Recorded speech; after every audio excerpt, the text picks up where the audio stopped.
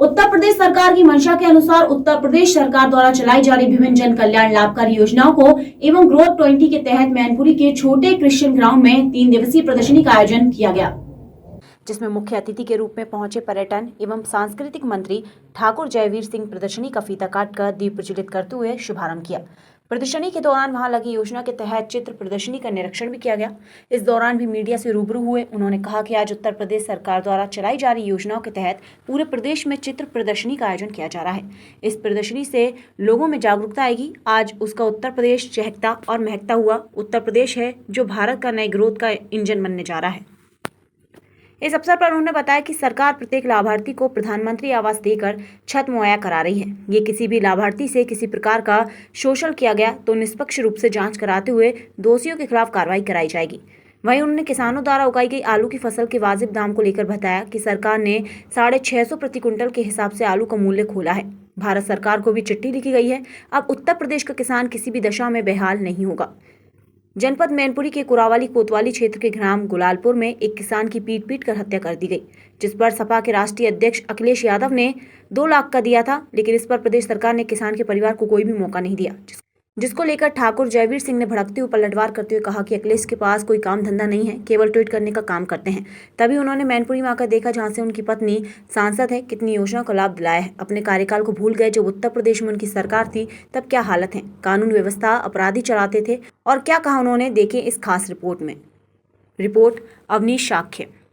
यहाँ पर Christian ground में प्रदर्शनी लगाई गई है जो उत्तर प्रदेश सरकार की जो ना नीतियों को दर्शाती है। सर पूरा मामला क्या है सर, इसका उद्देश्य क्या है? देखिए, उत्तर प्रदेश का बदलता हुआ उत्तर प्रदेश, महकता हुआ उत्तर प्रदेश, चमकता हुआ उत्तर प्रदेश और ग्लोबल इन्वेस्टर समिट के कीर्तिमान बनाता हुआ उत्तर प्रदेश, नए स्वरूप में दिखाई देने वाला उत्तर प्रदेश आज नए भारत का नया ग्रोथ इंजन बनने जा रहा है।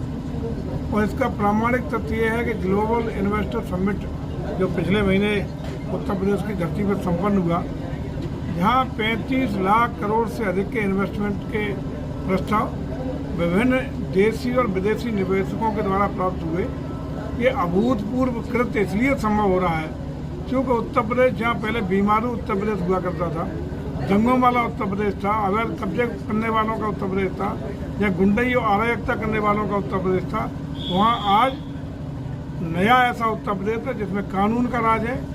और खासकर न सिर्फ अकेले पूरे देश में बल्कि विदेश की धरती पर भी चर्चा इस बात की होती है कि यहाँ की गुंडई के खिलाफ, अराजकता के खिलाफ और खासकर कानून व्यवस्था और भ्रष्टाचार को लेकर जीरो टॉलरेंस की नीति के आधार पर उत्तर प्रदेश सरकार ने प्रदेश का चेहरा और मोहरा और स्वरूप नए परिवेश में पूरे विश्व के सामने रखने का काम किया है। और उसी आदरणीय योगी जी की नीतियों पर आज देश और अंतर्राष्ट्रीय स्तर के जितने भी इन्वेस्टर्स हैं, उन्होंने उत्तर प्रदेश की कानून व्यवस्था पर, यहाँ की व्यवस्थाओं पर, यहाँ की विकास की योजनाओं पर विश्वास प्रकट करते हुए उत्तर प्रदेश को नया उत्तर प्रदेश देने का, बनाने का संकल्प लिया है।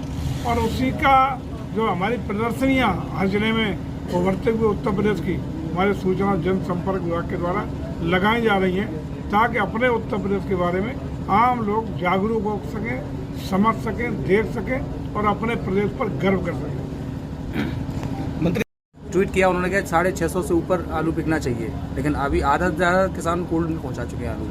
आपको संभवतः कल अखबारों में पढ़ा होगा, सरकार ने 650 रुपया जो समर्थन मूल्य है जी, उस मूल्य के आधार पर आज सहयोग करने का, ट्रांसपोर्ट सुविधाएं अदर स्टेट में भेजने का काम, इस तरह की सुविधा देने का कल फैसला लिया है। भारत सरकार को भी सहयोग के लिए चिट्ठी लिखी गई है। लेकिन यह सरकार का प्रयास होगा कि आलू का रेट हो या किसान की जो भी अन्य उपज है उनका समुचित मूल्य किसान तक पहुँचे, हमारा किसान किसी भी दशा में बेहाल न हो। ये सरकार इसके लिए कटिबद्ध है और इसके लिए प्रयासरत है। सपा के राष्ट्रीय अध्यक्ष ने अखिलेश कुरावली की घटना को लेकर ट्वीट किया। उन्होंने कहा है पीड़ित परिवार को हमारे द्वारा तो 2 लाख की राशि दे दी गई, मगर सरकार को अभी तक पीड़ित परिवार का सुध नहीं लिया गया है। मुझे लगता है अखिलेश जी पे ऐसा कोई काम धंधा तो है नहीं, न उन पर कोई नीतियाँ न ठल्ले हैं, जमीन पर कुछ करना नहीं, टूटर खेलते रहते हैं बैठे बैठे, उसके अलावा कुछ बचा गया है? कभी आए वो अपने यहाँ की, उनकी पत्नी सांसद हैं, जीतने के बाद कितने बार आए, कितनी योजनाएं दी और कहाँ क्या किया, कितने जनहित के मुद्दों पर यहाँ काम किया, जरा बता दें। ठीक है। धन्यवाद। अपने कार्यकाल को याद करें, 1217 में जब उत्तर प्रदेश की बादशाहत उनके पास थी तो उत्तर प्रदेश के हालात क्या थे? थाने समाजवादी पार्टी के गुंडे चलाते थे, अपराधी चलाते थे, यहाँ की कानून व्यवस्था ध्वस्त थी, जमीनों पे कब्जे होते थे, अराजकता की स्थिति थी। बच्चियाँ जब पढ़ने में बच्चे निकलते थे, शाम को सकुशल घर पहुँच जाते थे तो लोग अपने को बहुत बड़ा भाग्यशाली मानते थे। ये स्थितियाँ मैनपुरी खाद कर रही हैं। बात तो उन्हें अपना कार्यकाल याद करना चाहिए। आज बदला हुआ उत्तर प्रदेश, नया उत्तर प्रदेश है, वो इस तरह की घटनाएं, देखिए मारपीट हो गई, कि छोटा झगड़ा हो गया, ये होती है और उसमें कठोरतम कार्रवाई सरकार करती है। कोई पक्षपात का काम नहीं होता है। तो आपकी तरफ से दिशा निर्देश दिए गए हैं, क्या दिशा निर्देश दिए गए हैं? देखिए, सरकार का ये प्रयास है कि भारत सरकार और प्रदेश सरकार दोनों मिलकर के उत्तर प्रदेश में, खासकर पूरे देश में, चाहे वो प्रधानमंत्री आवास योजना हो या मुख्यमंत्री आवास योजना हो, इनके माध्यम से बिना छत वाला गरीब, कच्चे घर वाला गरीब, झोंपड़ी वाला गरीब, बिना पक्के मकान के कोई छूटे नहीं, ये सरकार का प्रयास है। तो इसलिए ये हम लोगों का प्रयास है कि अगर इसमें कहीं निचले स्तर पर कोई कमियां, कोई त्रुटियां, कोई शिकायत अगर आती है तो उसकी जिला स्तरीय अधिकारियों के द्वारा जिला स्तरीय कमेटी बना करके जांच करा ली जाए।